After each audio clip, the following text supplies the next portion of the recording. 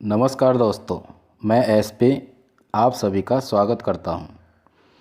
तो दोस्तों, ये आ गया मनोविज्ञान के महत्वपूर्ण कथन एवं परिभाषाओं से संबंधित पार्ट 3। फ्रेंड्स, आज हम इसमें करने वाले हैं मनोविज्ञान से संबंधित बहुत ही महत्वपूर्ण कथन एवं परिभाषाएं। यदि आप सीटेट, यूपीटेट, सुपरटेट, रीट आदि की तैयारी कर रहे हैं तो हमारे चैनल अधिगम मंच को अभी सब्सक्राइब करें और अपने दोस्तों के साथ ज़रूर से ज़रूर शेयर करें। आइए शुरू करते हैं ये महत्वपूर्ण सेशन। मनोविज्ञान के महत्वपूर्ण कथन एवं परिभाषाएं। इससे पहले हम पार्ट 1 और पार्ट कर चुके हैं। आज जो करेंगे पार्ट 3 रहेगा। पहले कथन या पहले परिभाषा की बात करें तो ये रहा पहला कथन। पहला कथन नहीं, पहली परिभाषा है। तो आइए देखते हैं पहली परिभाषा। अधिगम अनुभव और प्रशिक्षण के द्वारा व्यवहार में परिवर्तन है। अधिगम अनुभव और प्रशिक्षण के द्वारा व्यवहार में परिवर्तन है। यह परिभाषा किसकी है? दोस्तों, सबसे पहले बहुत ही इम्पोर्टेंट परिभाषा आ गई। ये यूपी टेट में कई बार पूछी गई है। ठीक है, तो ये जो परिभाषा है ये गेट्स महोदय की है। इनका मानना है कि अधिगम अनुभव और प्रशिक्षण द्वारा व्यवहार में एक परिवर्तन है। ठीक, इसके साथ चलते हैं नंबर 2। नंबर 2 की यदि हम बात करें तो ये रहा दूसरा कथन। दूसरा कथन क्या कहता है? जिन प्याजे के अनुसार अनुकरण की अवस्था है।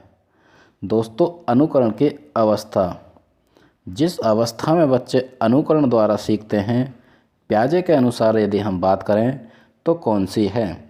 वैसे तो अनुकरण की अवस्था की हम बात करते हैं तो शैशव अवस्था अनुकरण की अवस्था होती है। ठीक है, शैशव अवस्था को अनुकरण की अवस्था कहा जाता है। लेकिन प्याजे की बात करें, प्याजे ने संज्ञानात्मक विकास की 4 अवस्थाएं बताई हैं। उनके अनुसार संवेदीगामक जो अवस्था है, जिसे इन्होंने सेंसरी मोटर स्टेज कहा है, वो अनुकरण की अवस्था है। ठीक, इसके साथ चलते हैं नेक्स्ट, यानी कि तीसरे कथन की यदि हम बात करें जो कि बहुत ही महत्वपूर्ण है। ये रहा तीसरा कथन।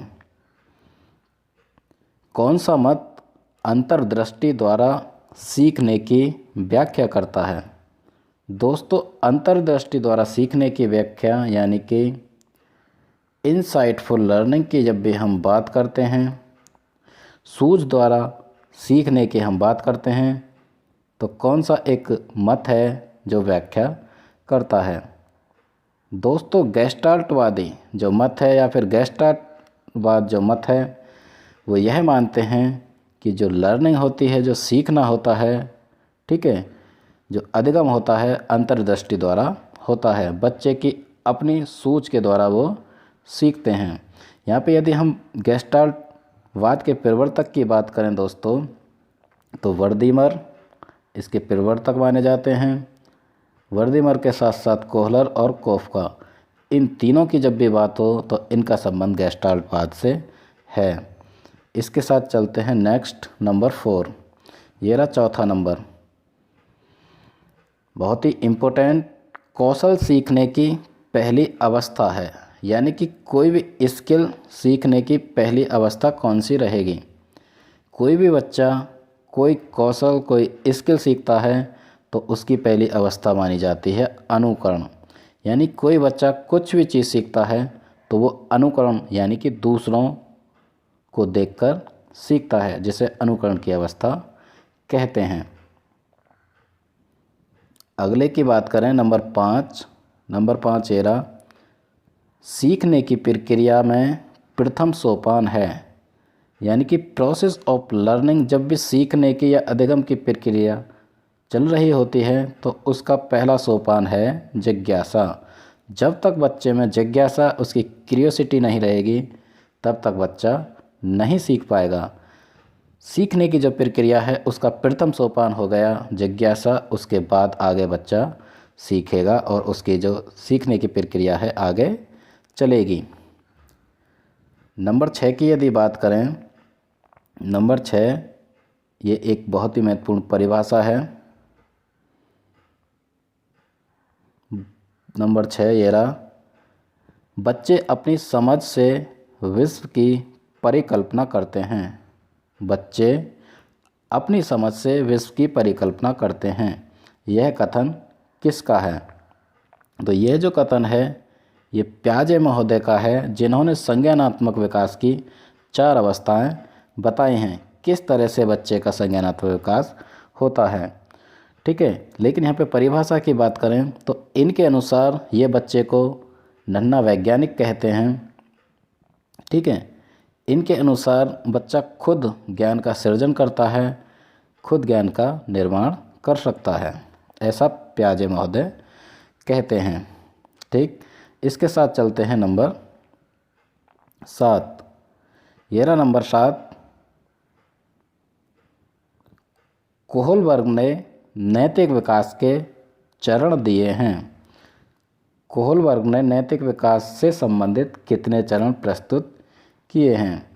दोस्तों, जब भी हम कोहलबर्ग के नैतिक विकास की बात करें तो इन्होंने नैतिक विकास का एक सिद्धांत दिया है, किस तरह से किसी व्यक्ति बच्चों का नैतिक विकास होता है।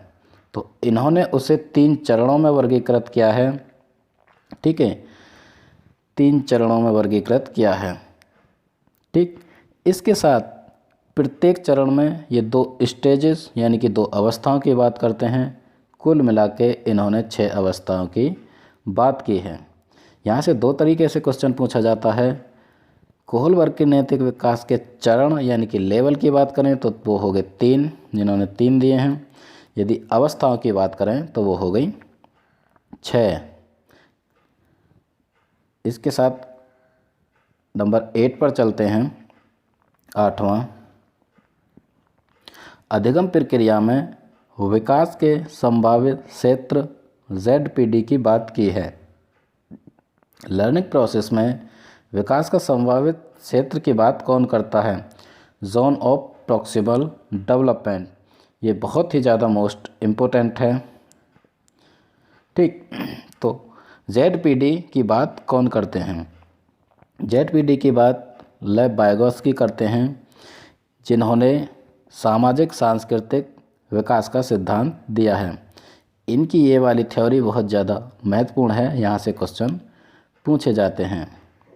जोन ऑफ प्रॉक्सिमल डेवलपमेंट अर्थात विकास का संभावित क्षेत्र। ठीक, इसके साथ चलते हैं नेक्स्ट नंबर 9। ये रहा नंबर 9। नंबर 9 की यदि हम बात करें तो ये भी इम्पोर्टेंट, प्रयास एवं भूल सिद्धांत के प्रतिपादक हैं। यानी कि प्रयत्न एवं भूल, इसका दूसरा नाम प्रयत्न एवं भूल भी है। ट्रायल एंड एरर थ्योरी, इसके प्रतिपादक कौन हैं? तो दोस्तों, जब भी अधिगम से संबंधित प्रयास एवं भूल, प्रयत्न एवं भूल, ट्रायल एंड एरर थ्योरी की बात की जाए तो उसका संबंध सीधा सीधा थॉर्नडाइक से है। यानी कि प्रयास एवं भूल का सिद्धांत दिया है थॉर्नडाइक ने। ठीक, इसके साथ चलते हैं नेक्स्ट नंबर 10। नंबर 10 ये रहा, लिखना एक डैश गतिक कौशल है। दोस्तों, यहाँ पे पूछा है कि लिखना कौन सा एक कौशल है। यदि हम कौशल की बात करें तो 2 तरह के कौशल हैं। एक होता है स्थूल गतिक कौशल, दूसरा होता है सूक्ष्म गतिक कौशल। तो यहाँ पे लिखना एक सूक्ष्म गतिक कौशल है, जिसमें छोटी मांसपेशियों का यूज होता है। स्थूल गतिक कौशल की यदि हम बात करें तो उसमें बड़ी मांसपेशियों का उपयोग होता है।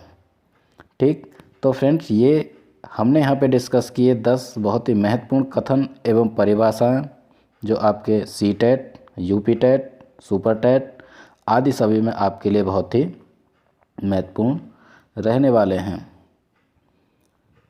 इस हमारे सेशन को देखने के लिए आपका बहुत बहुत थैंक यू, धन्यवाद। दोस्तों, यदि हमारी ये वीडियो आपको अच्छी लगी हो तो लाइक करें, कमेंट करें, अपने दोस्तों के साथ शेयर करें। यदि अभी तक आपने हमारा चैनल सब्सक्राइब नहीं किया है तो हमारे चैनल अधिगम मंच को सब्सक्राइब ज़रूर से करें और अपने दोस्तों के साथ शेयर करें, क्योंकि उनकी तैयारी भी बेहतर हो सके। इसी के साथ मैं एसपी आपसे विदा लेता हूँ। जय हिंद।